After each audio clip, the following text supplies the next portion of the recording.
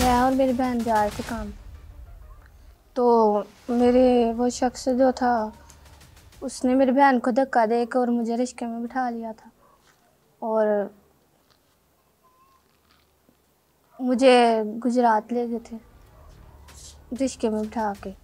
तो उन्होंने ज़बरदस्ती निकाह करवाया, ज़बरदस्ती मुसलमान किया। उस टाइम पे मुझे उन्होंने कहा था ये कलमा पढ़ना है मेरा, हमारे पीछे पीछे। तो जो मेरे साथ था उसने कहा था तुम चुपचाप करके ना ये पढ़ना है बस। तो वो कलमा पढ़ा था। जो मेरे साथ हुआ इससे सज़ा होनी चाहिए और किसी और के साथ ना हो।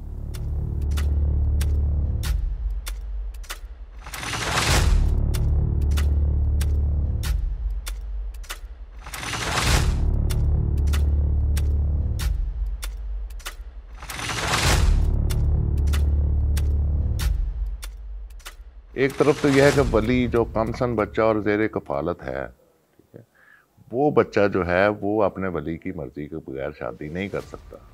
अगर करेगा तो उसे, अगर उसके साथ शादी की जाएगी तो उसको बातल नकाह डिक्लेयर किया जाएगा।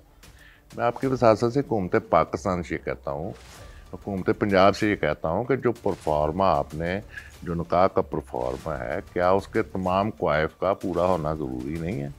पहली बात तो ये है।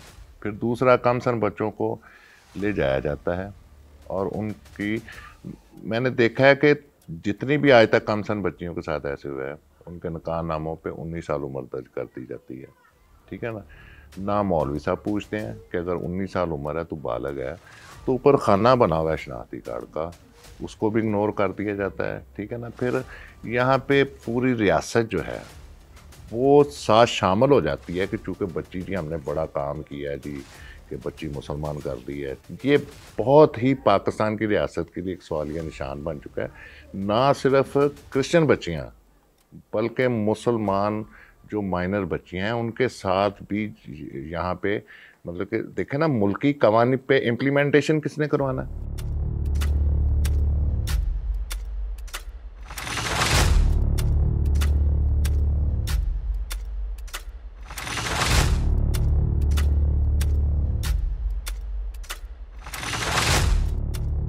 यहाँ पे अदालतों में मन मर्जी की इंटरप्रटेशन की जाती है, खुसूसन बच्चों की बलूगत के हवाले से, उनके मेजर होने के हवाले से। और खुसूसन जो शरिया में यहाँ पे एक पैरेलल सिस्टम जो है अदालतों का वो राइज है। तो जिसका जज का मर्ज़ी उसका दिल करता है, अगर हम उनको नादरा का बच्चों की कम उम्री का सर्टिफिकेट फराहम करते हैं कि बच्ची माइनर है, 14 साल की है, 13 साल की है, 15 साल की है, लेकिन वो देखते हैं कि क्या शरी हवाले से जो उनके पैमाना है कि इसकी बलूगत को नापने का, वो उसके मुताबिक फ़ैसला कर देते हैं। तो ये बहुत बड़ी एम्बिग्विटी है।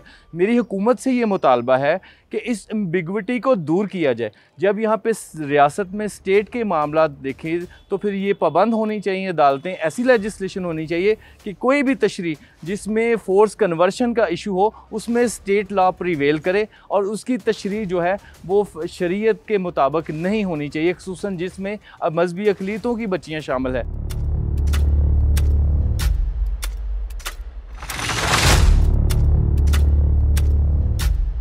ये जो वक्त है, ये जो दौर है, ये उम्र है अंडर 18, ये 13 से 18 की जो एज है, प्री टीन या एडोलेसेंस जिसको कहा जाता है, इसमें ब्रेन डेवलपमेंट सबसे ज़्यादा हो रही होती है। इसमें जो भी एक्सपीरियंसेस होते हैं, जो भी लर्निंग होती है, वो पीक पे होती है। और इसी तरह अगर कोई ट्रॉमेटिक या कोई ज़्यादती वाला इवेंट हो तो वो भी, उसका असर भी ज़िंदगी भर के लिए रहता है। समझने की बात ये है कि जो प्रेशर वो फेस कर रही हैं वो 3 तरह का है। एक, उनको सोसाइटी का प्रेशर है। अगर वो इस तरह अपने घर वापस जाती हैं तो सोसाइटी क्या कहेगी, लोग क्या कहेंगे, क्या ये सोशल स्टिग्मा उनको कुछ और ज़िंदगी में अचीव करने देगा। दूसरा प्रेशर उनकी अपनी फैमिली की तरफ से। याद रखें कि अक्सर ऐसे केसेस जो हैं, जो देखा जाता है, वो यही होता है कि ये कमसिन बच्चियाँ बहुत ही पुअर बैकग्राउंड से आती हैं, बहुत ही गरीब ख़ानदानों से आती हैं। तो वो अगर वापस अपने घर में रिटर्न करना भी चाहें तो क्या उनके ख़ानदान उनको वापस एक्सेप्ट करेंगे। तीसरी बात, एक परपेट्रेटर का भी प्रेशर है कि वो भी कहते हैं कि हमें भी ये सारे प्रोसेस को एक लीगल शक्ल देनी है, एक लीगल रूप देना है, क्योंकि फेस सेविंग करनी है।